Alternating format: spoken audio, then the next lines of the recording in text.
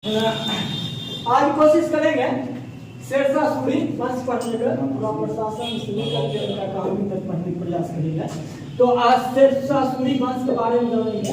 शेरशाह सूरी वंश की नींव जो रखाया गया है ना 1540 से लेकर के 1555 तक कुल इसका टोटल टाइम पीरियड रहा है। ठीक है, देखिए शेरशाह सूरी वंश के प्रवर्तक जो रहे हैं ना शेरशाह सूरी रहे, और शेरशाह सूरी का मूल नाम था फरीद खां हुआ करता था। कौन था? फरीद खां हुआ करता था। अब फरीद खां के बारे में जान लेते हैं। फरीद खां के पिताजी का नाम क्या था? हसन खां था। अब देखिए हसन खां के बारे में जान लेते हैं। हसन खां जो है तो दिल्ली में लोधी वंश का स्थापना हुआ है, और लोधी वंश का स्थापना के साथ ही भारत में प्रथम अफगान वंश की स्थापना हुआ था। और भारत में प्रथम अफगान वंश की स्थापना जो किए थे ये बहलोल लोधी किए थे। और बहलोल लोधी जो किए हैं तो कोई भी प्रशासन चलाने के लिए उनके समर्थक का जरूरत रहता है। इसलिए जब बहलोल लोधी दिल्ली में लोधी वंश की स्थापना किए तो बहुत सारे अफगानियों को भारत में आकर के क्या किए?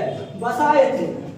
उसी पीरियड में ये जो है हसन खां भारत आए थे। कहाँ आए थे? हसन खां भारत आए, और पंजाब हरियाणा में जमाल खां सारंग खानी के यहाँ नौकरी करती है। के हसन खां, ये हसन खां किसके यहाँ नौकरी करती है? जमाल खां सारंग खानी के यहाँ नौकरी करती है। बाद में लोधी वंश क्या जब बहलोल लोधी है, बहलोल लोधी को मरने के बाद जो अगला शासक बनते हैं सिकंदर लोधी बनते हैं। तो अब सिकंदर लोधी जैसे बनते हैं यहाँ के शासक, सिकंदर लोधी के समय में क्या होता है कि जमाल खां सारंग खानी को ट्रांसफर करके जैनपुर का सूबेदार बना दिया जाता है। कहाँ का? जैनपुर का सूबेदार बना दिया जाता है। और जैसे ही जैनपुर का इनको सूबेदारी दिया जाता है, यानी कि कहाँ चलाए हैं? अब पंजाब हरियाणा से चलाए हैं बिहार। इन्हीं के साथ के हसन खां भी चलाता है, जैनपुर चलाता है। जब जैनपुर चलाता है तो यहीं पर जमाल खां ने हसन खां को 3 जगह के जागीरदारी दे दिए हैं। कहाँ कहाँ का? सहसराम, खवासपुर और टाटा की जागीरदारी किनको दे दिया गया है? हसन खां को दे दिया गया था। ठीक है, जब हसन खां को दे दिया गया था तो यहीं पर क्या करते हैं कि यहीं पंजाब हरियाणा में हसन खां से किनका होता है जन्म? फरीद खां का जन्म यहीं हो जाता है, पंजाब हरियाणा में हो जाता है। और कहा जाता है हसन खां के क्या पत्नी? 4 पत्नी हुआ करती थी। आई जो है ना फरीद खां बड़ा थी, सबसे बड़की पत्नी का बेटा हुआ करता था, लेकिन वो पत्नी कौन सी हो जाता है? मृत्यु हो जाता है। लेकिन हसन खां कौन पत्नी के साथ रहते थे? चौथी पत्नी, और ओकरा बेटा के साथ रहते थे। जैसे ही यहाँ आए थे जौनपुर तो इनको कौन सी मिल गया है? सहसराम, खवासपुर, टाटा की जागीरदारी मिल गया है। तो क्या किए हैं कि फरीद खां को अपन जीवन यापन करने के लिए खाली सासाराम को जागीरदारी बना दिया गया है, जागीरदार दे दिया गया है। कर सासाराम के लोग है तो मतलब सासाराम से जितना उपज आएगा, राजस्व आएगा, तुम अपना जीवन बसर कर लेना इससे। ठीक है, क्योंकि तुम्हार सौतेली में तोरा मांगबे नहीं करता है, भाई देखना ही नहीं चाहता है। खैर कोई बात नहीं। तो क्या करता है फरीद खां? सासाराम में बहुत अच्छा काम कर देता है, क्योंकि जागीरदार सासाराम का बनाया गया था। सासाराम में क्या करता है? भूमि राजस्व संबंधी सब चीज सीख लेता है। और सासाराम में जो व्यवस्था अपनाता है वो रैयतवाड़ी व्यवस्था को अपनाता है। ठीक है, रैयतवाड़ी व्यवस्था आप जानते करते हैं, जो डायरेक्ट जो है किसान से संबंध रखा जाता है रैयतवाड़ी में। ठीक है, अब क्या करते हैं तो ये जो है ना जब आते हैं तो एक क्या होता है तो ये जो है ना सासाराम में क्या करते हैं कि एक भाई जो है ना के सौतेला भाई विद्रोह कर देता है। ठीक है, विद्रोह के कारण कहाँ चल जाते हैं? पहले जैनपुर चल जाते हैं। ठीक है, क्योंकि एक माता और भाई जो है एशिया बहुत ज्यादा से सासुरिश करते हैं। तो क्या करते हैं यहाँ से छोड़ करके कहाँ चल जाते हैं? जैनपुर चल जाते हैं। और जैनपुर जानते हैं उस समय शिक्षा और संस्कृति के लिए बड़ा फेमस हुआ करता था। इसीलिए जैनपुर को कौन सी कहा जाता है? भारत का सिराज या पूर्व का सिराज भी कहा जाता है। जैनपुर चल जाते हैं। जैनपुर के जो सूबेदार था वो क्या था? ये जमाल खां था। जमाल खां को कहानी समझाने के बाद हसन खां फिर से इसको सासाराम की कर देते हैं, जागीर दाग नियुक्त कर देते हैं कि और नहीं भाई में आपसी में झगड़ा होते रहता है, खैर कोई दिक्कत नहीं है, फिर से इसको दे देते हैं। और बाद में कहा जाता है जब हसन खान की मृत्यु हो जाता है तो कहते सौतेला भाई होता है वो कहता है जागीरदार की क्या किया जाए, बंटवारा किया जाए। तो बंटवारा पक्ष में नहीं थे, इसीलिए वो चल गए थे कहाँ, दक्षिण बिहार में चल गए थे, बाहर खान रोहानी की यहाँ नौकरी करने चल गए थे के शेरशाह सूरी यानी हरी खां चल गए थे नौकरी करने के लिए। और वहीं पर कहा जाता है इनके साथ में वो एक जंगल में शिकार पे निकला था बारा खान रोहानी के साथ, और अचानक जंगल में उनके सामने कोई चीज चलाता है, शेर चलाता है, और शेर को करते हैं एक तलवार में काट देते हैं, ठीक है। तो काटने के बाद ये है बारा खान रोहानी उनको शेर खां की उपाधि वहीं पर दे देते हैं, ठीक है। अब देखिए इतनी ज्यादा विख्यात होने लगे हैं शेर खां जब ज्यादा विख्यात होने लगे ना तो इनको जो अफगानी जो इनका वंशज था मतलब एक वंशज जो अफगानी था ये भी सब शेर खां से क्या करने लगते हैं, ईर्ष्या करने लगते हैं, ठीक है। तो अहीं में इस समय दिल्ली में आइएगा तो दिल्ली में लोधी वंश का अंतिम वंश इब्राहिम लोधी का शासन चल रहा था। इब्राहिम लोधी खुद नहीं चाह रहे थे शेर खां आगे बढ़े, इसलिए इब्राहिम लोधी बारा खान रोहानी के सपोर्ट के सहायता से शेर खां को कुचलना चाहा। लेकिन कनकपुरा के युद्ध में शेर खां ने क्या करता है, इब्राहिम लोधी को हरा देता है 1526 में, ठीक है। जब 1526 में हरा देता है तो ये क्या करते हैं तो ऑटोमेटिक बारा खान रोहानी के होते हैं कुछ मनोबल डाउन होता है। अब यार की करते हैं 1526 में इधर मंगोल वाला जो है ना वो बाबर चलाता है, और बाबर की करता है 1526 के पानीपत के युद्ध में इब्राहिम लोधी का हरा करके दिल्ली का प्रथम अफगान वंश को खत्म करके एक नवीन वंश की स्थापना कर देता है, कौन, मुगल वंश। अभी की करते हैं जो 1526 में शेर खान ने इब्राहिम लोधी जब कनकपुरा में हराया था तकर बाद रोहानियों के यहाँ नौकरी नहीं करते हैं, ककरा यहाँ चलाते हैं, बाबर के से नाम चलाते हैं नौकरी करने के लिए के शेर खां। और कहा जाता है शेर खां बाबर जब चंदेरी का युद्ध लड़ रहा था उस समय बाबर के साथ में किए थे शेर खां भी थे, उस युद्ध में बाबर के सपोर्ट कर रहे थे, यानी उस युद्ध को लड़ा था, ठीक है। और इसी युद्ध में शेर खां ने कहा था कि यदि मेरा सौभाग्य साथ देगा तो हम एक दिन मुगलों को यहाँ आसानी यानी सरलता पूर्वक यहाँ से क्या कर देंगे, भगा देंगे। अब क्या हुआ जब ये बाबर के साथ बाबर ये युद्ध को जीत गया, चंदेरी का युद्ध जीत गया 1528 में, फिर शेर खां को लगा कि नहीं भाई अफगानी भाई होता है, फिर से किए हैं एकरा आगरा बाबर यहाँ साट करके फिर से वो चल गए हैं कहाँ, तो ये बाहर खान रोहानी के इधर चल गए हैं नौकरी करने के लिए। उस समय तक बाहर खान रोहानी का पुत्र हुआ करता था, पुत्र का नाम क्या था, जलाल खान रोहानी था, ओकरा यहाँ की कर लिए हैं, नौकरी कर लिए हैं, ओकर क्या हो गए हैं, सूबेदार या वजीर नियुक्त हुए थे।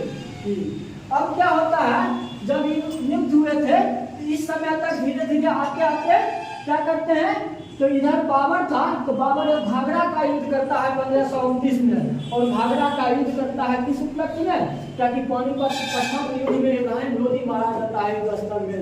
इसी का भाई था महमूद लोधी, इब्राहिम लोधी का, तो ये घाघरा का युद्ध लड़ता है बाबर के साथ। और इस युद्ध में कहा जाता है घाघरा के युद्ध में शेर खां भी मोहम्मद लोधी के साथ थे, क्या कि अफगान भाई होता है, सोचा कि दोनों मिलकर के बाबर को हराया जाए, लेकिन दुर्भाग्यवश घर के युद्ध में जीत जाता है, बाबर जीत जाता है। इससे मोहम्मद लोधी का मनोबल डाउन होता है और धीरे धीरे क्या करता है ये जो है शेरशाह अपना काम में लग जाता है। इधर क्या होता है 1530 आते आते बाबर की मृत्यु हो जाती है और अगला मुगल वंश के बन जाता है हुमायूं बनता है।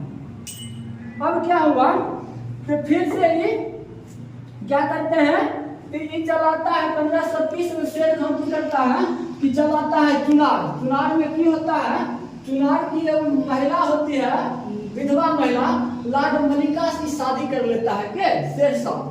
जब लाड मलिका की से शादी कर लेता है 1530 में तो एक जो क्या है आर्थिक और सैन्य रूप से तनिक मजबूत हो जाता है के शेरशाह। और 1532 में जब बाबर मरता है तो हुमायूं आता है, तो हुमायूं चुनार का घेरा डालता है, और चुनार का घेरा डालता है तो चुनार के घेरा में शेरशाह और हुमायूं के बीच में एक संधि हो जाता है, और इस संधि के तहत की कहता है चुनार का किला फिर टुकड़ा दे दिया जाए शेर खां को, और उसके बाद तो शेर खां कुछ रुपया देते हैं संधि स्वरूप, तो संधि स्वरूप रुपया लेकर के चल आता है किधर, उत्तर भारत चल आता है हुमायूं। और इसी बीच में 1532 में दोहरिया का युद्ध होता है, और 1534 में कहता है सूरजगढ़ा का युद्ध होता है, और सूरजगढ़ा का युद्ध में अपार जब जीतते हैं शेरशाह तो अपार संपत्ति इनको मिल जाता है। और इसी समय क्या हुआ था, बंगाल में विद्रोह कर दिए थे खिलजी खां, क्या कि ये जो खिलजी खां थे ना, खिलजी खां बारा खान नौहानी की पुत्री से शादी कर लिया था, और शादी होने के बाद ये अपने आप को सोच रहा था हम बंगाल में पहुंची है, स्वतंत्र शासक है। और शेर खान को जब पता लगा कि खिलजी खां क्या कर लिया, स्वतंत्रता घोषित कर लिया था, तो बंगाल गए थे, और बंगाल में जाते हैं पूरा बंगाल के कत्लेआम मचा दिए थे, एक तरफ से काट खोज किए हैं सब, ठीक है। और बंगाल में बड़ा विद्रोह नहीं हो, इसके लिए बंगाल को 19 सरकार में विभक्त कर दिया गया था, और 19 सरकार कहने का मतलब जिला था, ठीक है।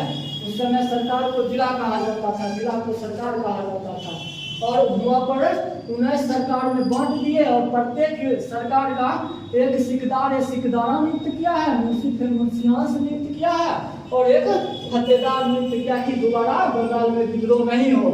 इसकी जब सूचना हुमायूं को मिला था तो हुमायूं बंगाल गया था, और बंगाल जब ही गया तो बंगाल पे देखा चारों ओर लाशों का ढेर पड़ा हुआ है, और हुमायूं फिर से बंगाल पुनर्निर्माण करवाया है, ठीक है।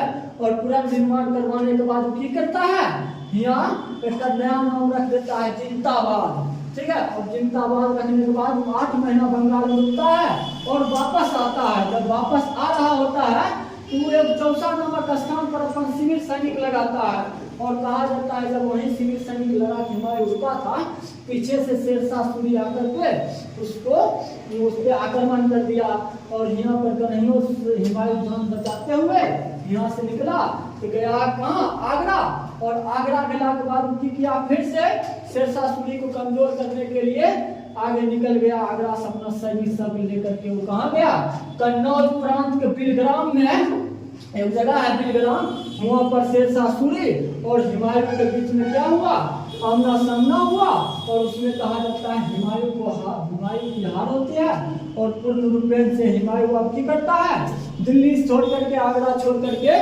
वो भाग जाता है पंजाब की तरफ, और 1540 में क्या करता है, दूसरा अफगान वंश की स्थापना कर देते हैं, शेरशाह सूरी कर देते हैं। जब दूसरा अफगान वंश के शेरशाह सूरी करते हैं, जब शासक बनते हैं तो सबसे पहले क्या करते हैं, गोखर जनजाति को खत्म करते हैं।